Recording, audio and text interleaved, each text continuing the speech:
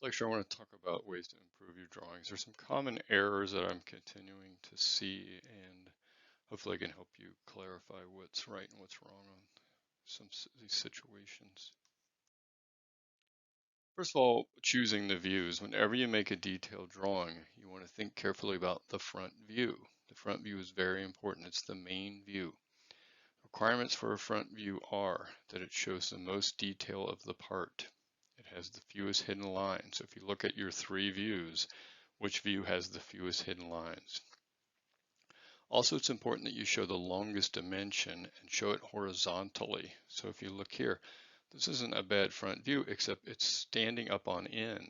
Remember how our paper is longer horizontally. So take your front view and present it like this. Project up your top view, project over your right side view. So that's a much better front view. Also, choosing your isometric views. That's an important view. Think about it as a snapshot of your part.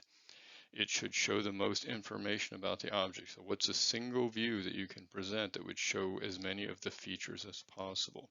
If there's any critical areas of the part that might help identify what the part is, make sure you show that. And also make sure that the part appears stable, like don't stand it up on end or have it tipping on a corner. Here's an example of not a very good ISO view because you can't really see much about the part. This is a screw, but you can't tell what the head looks like. Is it a socket head cap screw?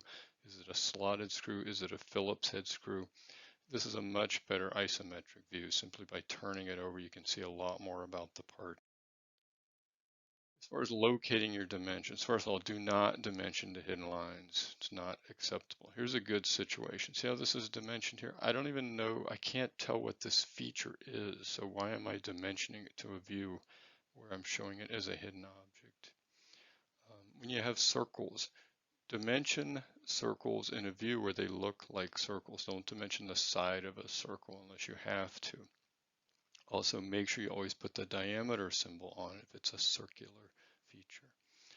As far as locating dimensions, though, some of it just comes by practice, but don't crowd the part. Don't put the dimensions so close to the part.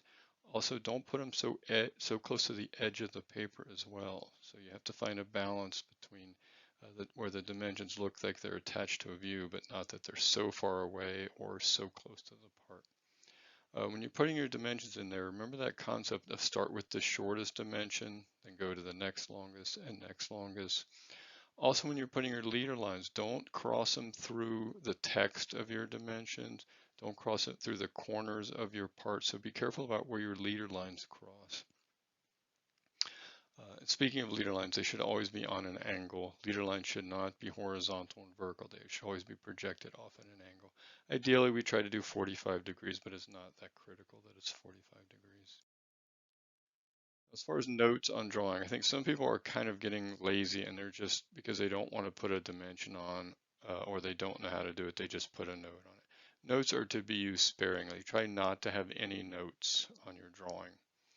A minimum number of words is what we're shooting for. We want our drawings to be universal, and as anyone could read them, and that's why we try not to put a lot of text on the drawing.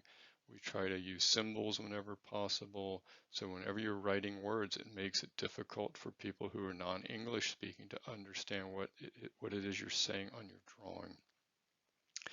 If you have something like a casting, so here's a part that it has all of these corners have rounded. So there's a perfect reason where you would want to put a note, because I would have to put a 10 or 12 radius dimensions on there. Just because you have one or two fillets on a part does not mean you should put a note on there. Okay, you should have a significant number of fillets if you're going to put a note. And you can put a note like this: all fillets and rounds, radius 0.25, and it makes perfect sense. But not if you just have a few rounded off corners. So again, let's talk about fillets because that seems to be a problem. If you have a few radius corners, just use leader lines. Point to the corner, point to that rounded off corner. If there's multiple, for example, there's 2, just put a 2x. Now, if there's more than a few, then you can use a note like this. It says typical, and that just shows me, see 1, 2, 3, 4 right there. I don't have to put, I could put a 4x or I could put typical, that's fine.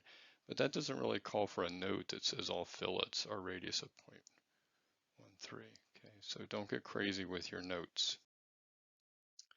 Chamfers are another area where people seem to have a problem. What you need on the chamfer is to call out the angle and also the distance of the chamfer. Now there is a chamfer tool. If you're in the annotate tab, right there's the chamfer tool. And what you're going to do is click on two lines, the chamfered angle line and one of the other edges of the part, and the note will be called out. Okay, that's the way you want to do it. Don't put a note that calls out chamfers unless you have a significant number of chamfers, similar to like a casting or something. If you have a few chamfers, dimension them using leader lines and call them out again using this tool. Now you really shouldn't use the word chamfer because again, if you don't speak English, that's not a common word you're going to know. Now I know that the chamfer tool will put that on. I usually go in there and delete that, but definitely do not be typing in words like chamfer. Okay, so try to keep that using notes to a minimum and actually just use dimensions. Now here it calls out the distance and it calls out the angle. That's what you want.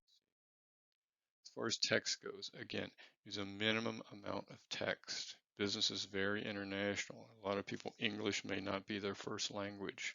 So when you're putting text on there, it's difficult for them to read. Everybody can read numbers and they can understand symbols. For example, we have a symbol for diameter. We use R for radius. We've got a counterbore symbol. We have a depth symbol. Try to use those as much as possible. Now here's another thing. The word through gets used a lot. For one thing, it's usually not necessary because you have multiple views. As soon as you look at the other view, you'll see that that hole goes through. So we try not to put that word through on there. Now, older drawings will have that a lot of times. And when you use this chamfer tool, it may put that on automatically. Just go in and delete it. It's not really a horrible mistake, but it's a bad idea to have text like that on your drawing because, again, people are not going to be able to read it.